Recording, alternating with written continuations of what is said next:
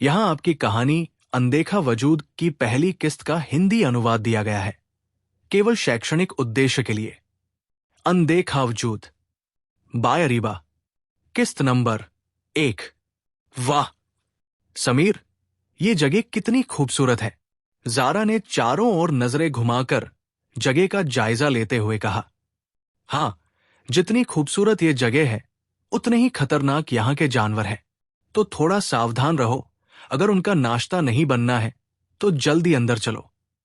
मैं नहीं चाहता कि मेरी खूबसूरत बीवी इन जानवरों का खाना बन जाए।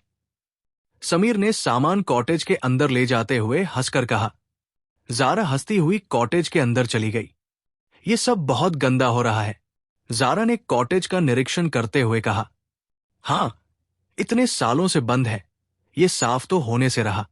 समीर उसके बराबर में खड़ा हो गया। जारा ने दुपट्टा कमर के चारों ओर बांधने लगी। क्या कर रही हो? समीर ने पूछा। इस जगह को रहने लायक बना रही हूं।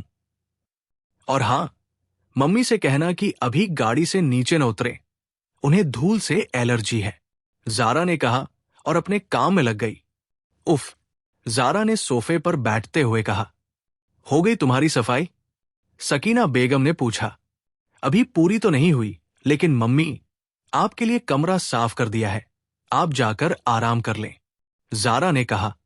अच्छा, समीर कहाँ गया है? सकीना बेगम ने पूछा। वो बाजार से कुछ सामान लेने गए हैं, जारा ने सामने रखी मेज पर पैर रखते हुए कहा।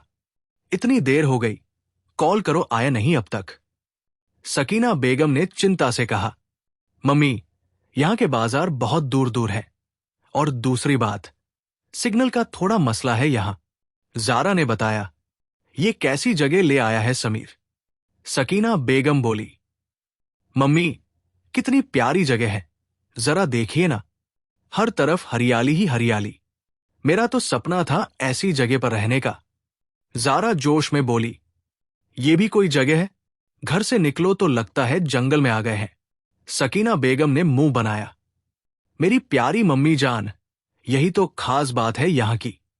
देखिए ना कितना सुकून है यहां, जारा ने आंखें बंद करते हुए कहा। अस्सलाम वालेकुम।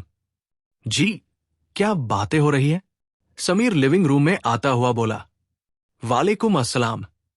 कुछ नहीं, बस आपका ही इंतजार था, जारा ने मुस्कुराकर कहा।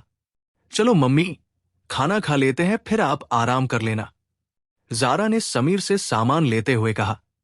ठीक है, सकीना बेगम बोली। खाने के बाद सब अपने अपने कमरों में सोने चले गए।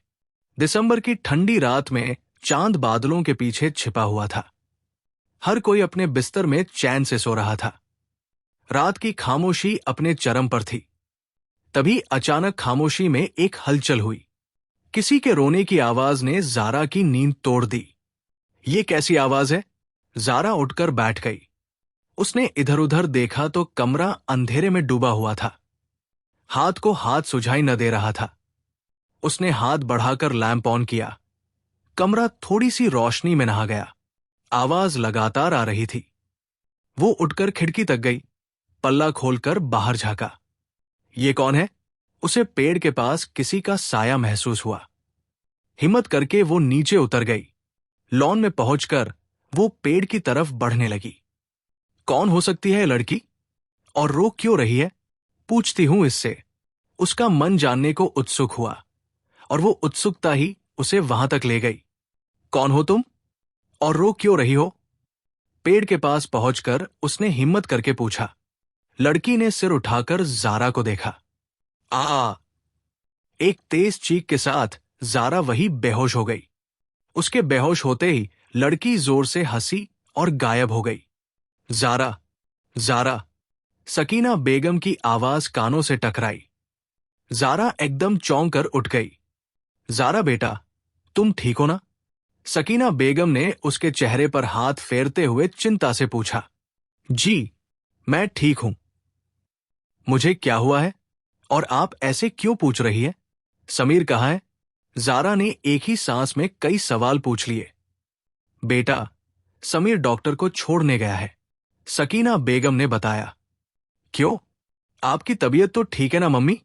जारा फिक्रमंद होकर बोली, मैं ठीक हूं जारा, लेकिन तुम्हें क्या हुआ था? तुम हमें सुबह लॉन में बेहोश मिली थी। क्या करने गई थी तुम वहां? सकीना बेगम ने प्यार से पूछा। मैं लॉन में, जारा ने दिमाग पर जोर दिया, लेकिन कुछ याद नहीं आया। मम्मी, मुझे कुछ याद नहीं। जारा ने सिर पकड़ लिया। अच्छा, अच्छा, ठीक है, तुम आराम करो। दिमाग पर ज्यादा जोर मत दो, सकीना बेगम ने उसे लेटाते हुए कहा। लेकिन मम्मी, जारा कुछ कहना चाहती थी, लेकिन सकीना बेगम ने उसकी एक न सुनी, उसे लिटाकर लाइट बंद कर दी और कमरे से निकल गई। मैं लॉन में कैसे पहुंची? जारा अजीब सी उलझन में पड़ गई। खिड़की के पर्दे पर एक साया उभरा और फिर गायब हो गया।